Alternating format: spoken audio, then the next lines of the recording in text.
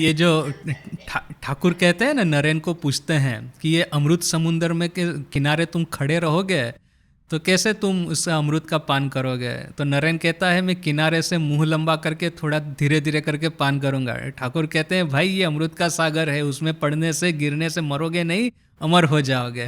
तो ठाकुर की कहानियां भी ऐसी है वो। वो जो ठाकुर कहते हैं ना कि 100 सुनार की एक लुहार की।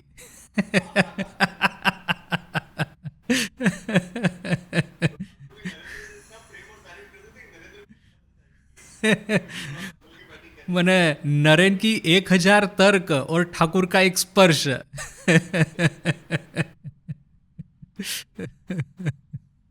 ना इसका एग्जैक्टली लॉजिकल कंक्लूजन कहाँ पे देखना है पता है? ठाकुर की ये जो बात और नरेन का ये पूरा वार्तालाप, इसका लॉजिकल कंक्लूजन कहाँ आता है? गिरीश घोष जब नरेन के साथ में वो एक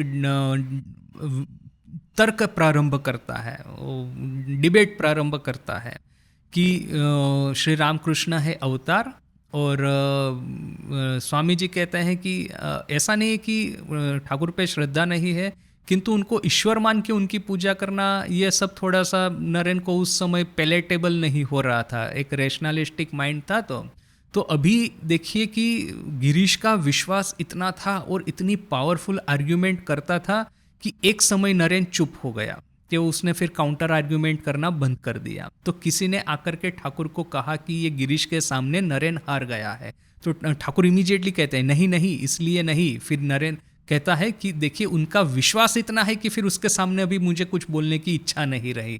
यानी कि सेम थिंग कि जैसे कि यदि नॉलेज हो जाता है तो दैट इज़ वन थिंग, किंतु विश्वास जब इतना दृढ़ हो जाता है तो फिर ये अंध देखना यह सब क्या है? विश्वास विश्वास है, फिर उसके सामने बिना मतलब तर्क करने से कोई लाभ नहीं है। तो यहाँ पे एक्चुअली देखिए कि दोनों को ठाकुर ही एनकरेज कर रहे हैं। कि वह जो ठाकुर की कहानी है ना कि एक छोटा आदमी अर्थात कि एक आम आदमी एक बड़े जमींदार के साथ में मुकद्दमा लगाता है, तो फिर ठाकुर कहते हैं कि हमको समझ लेना है कि वो आम आदमी के पीछे में और एक जमींदार खड़ा है। तो यहाँ पे वो गिरीश को वो आगे कर रहे हैं कि नरेन के साथ जाकर के तर्क करो। नरेन को तो रेडी करना है ना भविष्य के लिए, तो अभी गिरीश घोष को लगा देंगे, कभी ये मास्टर महाशय को लगा देंगे, जाओ उसके साथ में जाके तर्क करो।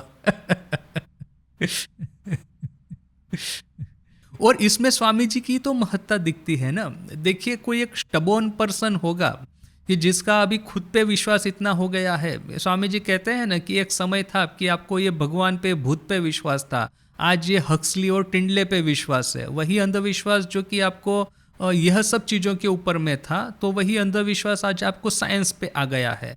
तो ये जो रेशनलिस्टिक लोग भी होते हैं वो भी एक अंधविश्वास में आकर के कि नहीं साइंस ही सही है, मेरा ही प्रपोजिशन सही है, ऐसा बोलना शुरू कर देते हैं। तो नरेन भी तो ऐसा कर सकता था कि मैं रैशनलिस्टिक हूँ, मैं ही सही हूँ, मैं कभी भी दूसरों के सामने हार नहीं स्वीकार करूँगा।